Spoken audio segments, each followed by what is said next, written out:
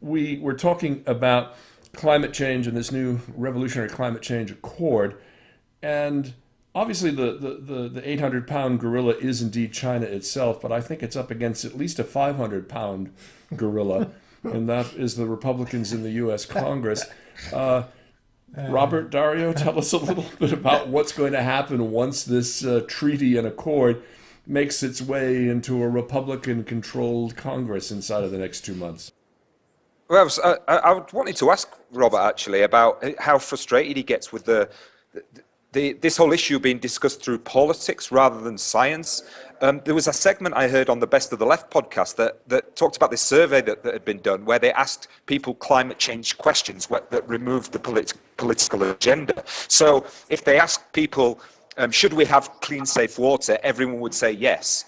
But if they asked, President Obama wants to introduce a clean water regulation bill, everyone says no, or the same people would say no. So I'm just wondering, Robert, how frustrating is it that it's basically the rhetoric of politics seems to overtake any scientific discussion on this issue? Well, yes, it does. And of course, you've got the American public has been brainwashed by fossil fuel money. And that extends to a very strong contingency in the U.S. Congress. People like Senator James Inhofe of Oklahoma, for example, who has gone on record. In fact, he wrote a book about the craziness about all of this global warming, that there's really no such thing, and that humans don't cause it, and on and on. It's really an agenda that the fossil fuel industry and the Koch brothers started to finance about 10 years ago. They put $100 million, and now it's expanded dramatically since then. But it goes into these secret funds, and they have these serpentine ways of hiding where the money goes, so you never know where it comes from. But everyone's figured it out, that they've set up all of these websites, and they have all kinds of broadcasting that takes place and advertising that takes place to convince people that it's too confusing. That's been their goal, that we don't really know for sure if global warming / climate change, radical climate change that is caused by mankind or not. And so everyone's confused about it as a result of this, because they have the airwave. Yeah, it's interesting. We normally do emails at the end of the program, but we did have Maria in Norwich write in and ask, and thank you, Maria, by the way, for listening to the podcast. That's classically American. Norwich. Sorry, Norwich. Where can I get straight information on climate change? I saw the John Oliver piece on YouTube with 97 scientists versus the 3 deniers, but they've done a good job confusing me. Set me straight on how serious an issue climate change is. Is this not to the heart of what you're talking about? Well, it's extraordinarily serious, and I'll take it a step further. If you go beyond mainstream science and you listen to people like Peter Wadhams of the University of Cambridge, who's an expert on ice and the Arctic. In fact, he has taken 10 trips in submarines under the Arctic to study it over the last 40 years. He knows it better than anybody. In short, what's happened is because of global warming, the Arctic is warming up 2 to 3 times faster than elsewhere on the planet. And as a result of that, that big chunk of ice that we know as the North Pole is 50% less mass today than it was 30 years ago. It's shrunk by 50%. Now, there are 2 big problems that come with this. One is that as the ice melts, and especially if you get an ice-free Arctic, which Peter Wadhams has claimed may happen within the next 2 to 3 years, it releases methane that has been trapped in hydrates for millennia. And there is so much methane trapped in the ice in the Arctic and in the East Siberian ice shelf that if you only release 1% of it, we'll get into a global warming, self-fulfilling cycle that could make the planet Earth look like Venus in time. That's the risk we've got. And there are some people out there who are saying we are in a high risk category today because of the meltdown that's taking place in the Arctic. Not only do we have the methane risk, there's a second risk, and we're already seeing it on land wherever anybody lives in the northern hemisphere. And that is the warming Arctic is influencing the jet streams at 30,000 to 60,000 feet altitude. Those jet streams are like a big top on the top of the planet that control weather patterns. And as the warming Arctic influences these jet streams, they warm up, they elongate. Instead of traveling in a tight circle around the top of the Earth, it elongates and gets big loops. And these big loops cause things like the polar vortex. And 6 feet of snow yesterday in Buffalo, New York.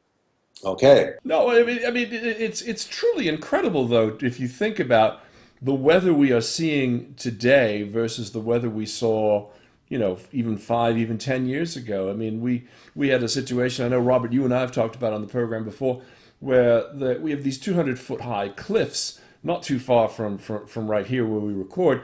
And during one of the large storms last winter, I actually saw a wave crash against there, and the spray went up above the height of the cliff. So, I mean, we're definitely seeing massive changes. What are you seeing down in Cornwall, Dario? I mean, I would imagine it's... Yeah, I mean, there's a tremendous amount of flooding that we have. I mean, to be honest, it's interesting down there because we don't get a lot of snow because the climate, the average temperature is slightly higher during the winter. But last year we had such a wet winter that the rail link was actually, more or less destroyed on the way into Cornwall, and that had to be completely rebuilt by the government because they were losing £3 million a day of revenue with the Cornish region. So I think it's something that is on the agenda down there, and it's interesting that in a political sense, the two parties that are gaining the most traction at the moment are UKIP and the Green Party. So they're squeezing out the major parties for two different, one's because of immigration, the other is because of the environment, I think. And the other issue that it really strikes me is, and Robert, you'll know more than this obviously than I do, but I mean, the rise in sea levels and certain countries will cease to exist. I mean, certain parts of countries will cease to exist, and it will affect, obviously, developed countries, but it will badly affect developing countries. So tell us more about that. Well, yeah, absolutely. The rising sea level will be a problem. Maybe a bigger problem before that, though, will be water, access to water, because the glaciers of the world serve as the water towers for the world, especially in Southeast Asia. And also in South America. The World Bank has already expressed concern along the Andes, where 50% of the glaciers are gone over the last several decades. In China, the scientists have expressed some alarm, for example, at the headwaters of the Lancang River, which is called the Danube of the East. A lot of commercial traffic on the rivers in all of China. The headwaters, they've lost 80% of the glaciers at the headwaters. What happens when the other 20% goes? India depends upon the glaciers in the mountains for their water. They depend upon it for irrigation, for drinking water. So that's a big problem. Now, then if you move to Europe and look at the Alps, according to the University of Zurich, the Alps have lost the equivalent of 30 feet on average of glacial mass the last 10 years. In only 10 years, that's a 3-story building gone in 10 years. You see, what really angers me as well, I mean, I've been a journalist most of my life, and you were brought up as a journalist to present, on the one hand this, on the other hand that. But what that does is you give credibility then to the opponents.